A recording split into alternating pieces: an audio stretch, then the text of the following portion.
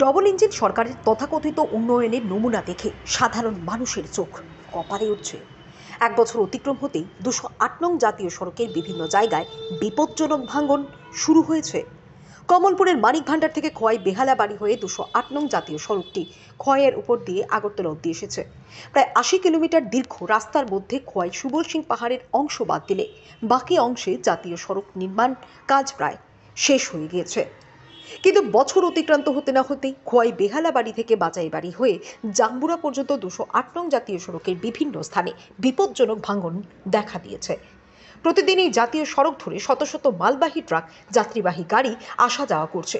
মাত্র এক বছরের মাথায় একটি জাতীয় সড়ক এভাবে ভেঙে চুরে ক্ষতবিক্ষত হয়ে গেছে, যা দেখে সাধারণ মানুষ হতবাক।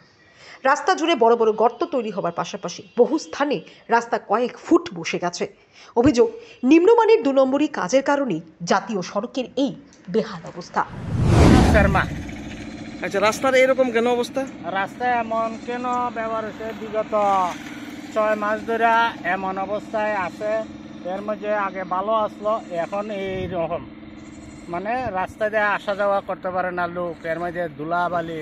কিন্তু জাতীয় সড়ক, হ্যাঁ, জাতীয় এই সড়ক এখন দিনই ভাঙ্গা বড় বড় গর্তে পরিণত হয়েছে। হ্যাঁ, কি কারণ হয়েছে মনে করেন? কি কারণে রাস্তা এই 2 নম্বরই করছে তারা। আপনারা কি সঠিক হয়েছে না? আপনারা কাজের ক্ষেত্রে যখন কাজ করছিল তখন কি আপনারা এই বিষয়টা নিয়ে সেটা বাধা দিয়েছিলেন? না, বিষয় নিয়ে তো বাধা দিচ্ছি না, কারণ তারা সার্কুলার কিভাবে কাজ করবে আমরা তো জানি না। তারা ভাবছে এটা ন্যাশনাল হাই রুট ভাবে, মানে বাইরের ইঞ্জিনিয়ার অনুসারে করব, কিন্তু আমরা তো বুঝতে পারি নাই। কিন্তু এখন এই অবস্থা, আমরা চলাচল করতে অসুবিধা। কতটুকু জায়গা আছে এরকম ভাঙা? এমন ধরে না, যতটুকু করছে পুরাটাই। কতদিন হয়েছে রাস্তা যে নির্মাণ হয়েছে? প্রায় 1.5 বছর।